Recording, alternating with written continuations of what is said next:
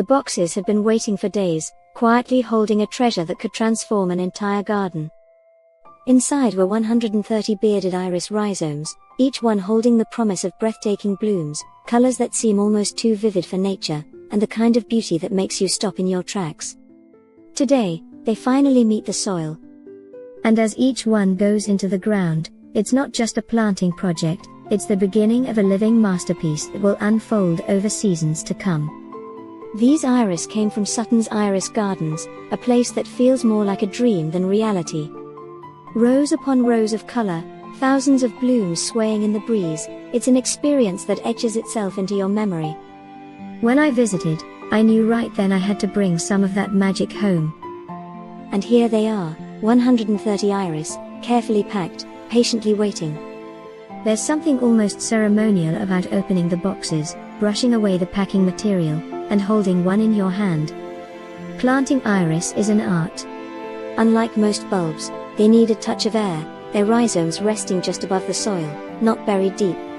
It feels counterintuitive, but it's exactly what makes them thrive.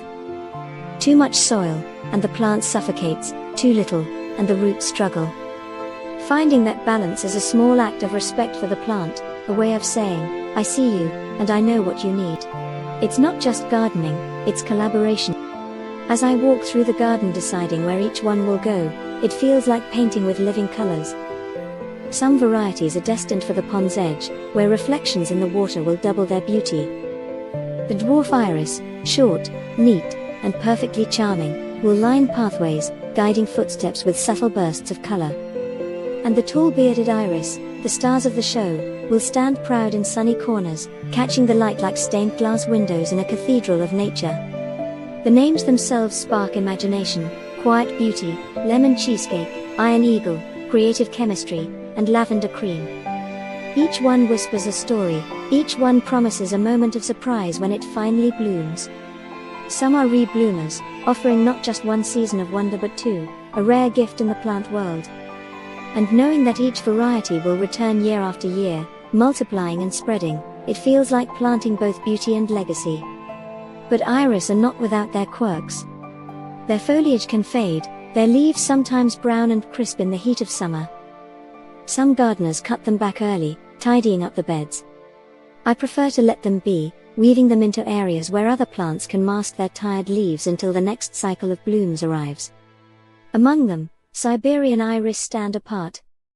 Their leaves stay green, tall, and elegant like grasses swaying by water.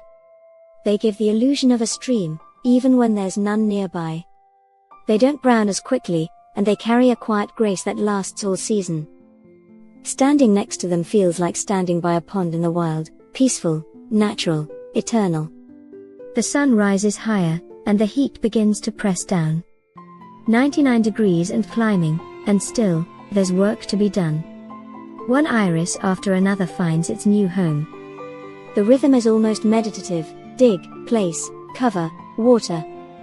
Time slows, and suddenly, hours slip by. At first, the task seems overwhelming, 130 plants. But as each one goes into the soil, the vision becomes clearer. A garden alive with possibility, each corner holding a secret yet to bloom. And it isn't just about today. Each rhizome carries a future moment: the gasp when a flower opens in spring, the smile of a visitor who stumbles upon it, the quiet joy of walking through the garden and seeing color where once there was none. These iris will outlast the effort of planting.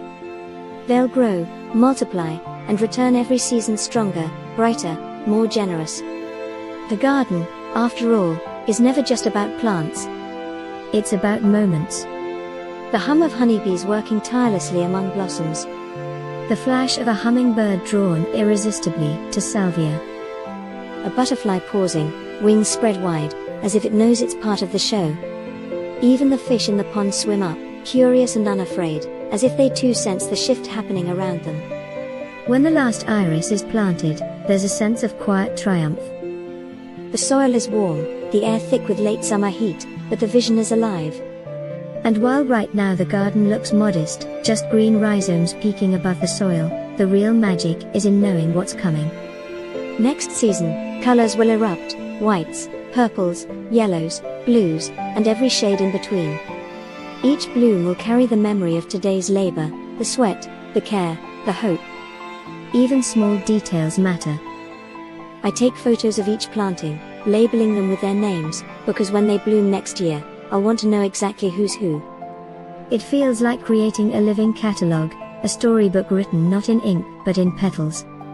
And when the time comes, walking through this garden will be like walking through a gallery of living art, each flower its own masterpiece. And that is the real beauty of this project. These 130 iris are more than just flowers. They are memories yet to be made, beauty yet to be seen, joy yet to be felt. And if you've ever thought about planting iris, let this be the sign to do it. Because once you see those blooms, once you feel the magic of color spilling across your garden, you'll understand why people have cherished them for centuries.